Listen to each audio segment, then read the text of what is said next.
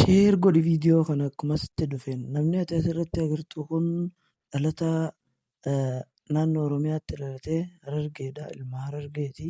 Murtii Guutoo jedhamee beekamaa sooshaal miidiyaa irratti namni kun amantaa musliimaa gadhiisee gara amantaa peenxeetti galee waan jiruuf sooshaal miidiyaa gubbaarra fidatee ajandaa ittiin uummatee foloo yoo amantii nama jijjiirsiste yaa jara keenya sooshaal miidiyaa numa fayyadama namni kun biyya Itoophiyaa malee biyyattimmaan namni sooshaal miidiyaan sammuu garagalchee amantaatti jijjiirratu hin agarree jechuudha.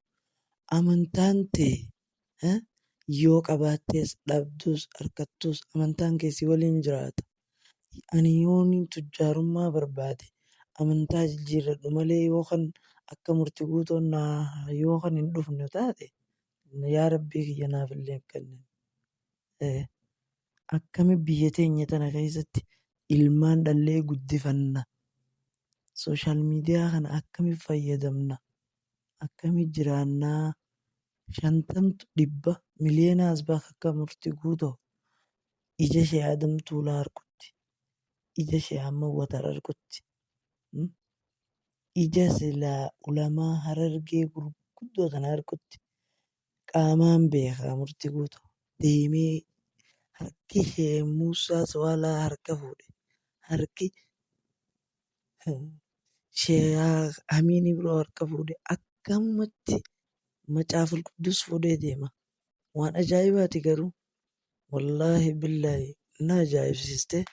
Jara keenya wanni kun AI osoo hin ta'in fedhinnaa Murtii Guutooti. Yuutuuba isaa, Tiiktooka isaa, Feesbuuka isaa hundarra maxxanfatee waan jiruuf achi jala leettanillee komentii hin kennina. Wanni biraa wanni takka wanni isin hin jiru ulamaa Harargee xiqqeessuu malee feemasni Harargeedha. Homaayyuu hin qabu. Nama keenya gara sooshaal miidiyaatti hin fidinaadha. Viidiyoon tun akkuma si bira geesse ilaali obboleessa kiyya. Namni waan kiyya kana dhageessu sheer godhii nama fakkaataa Murtii Guutoo kan miidiyaa fayyadamuu hin beekne isa biraan naa gahe piliis. Viidiyoo kana sheerillee godhaa sabiskiraayib godhuu akka hin daganne. Waan kiyya kana dhageessu sheer godhii nama fakkaataa Murtii Guutoo kan miidiyaa fayyadamuu hin beekne isa biraan naa gahe piliis. Viidiyoo kana sheerillee godhaa sabiskiraayib godhuu akka hin daganne.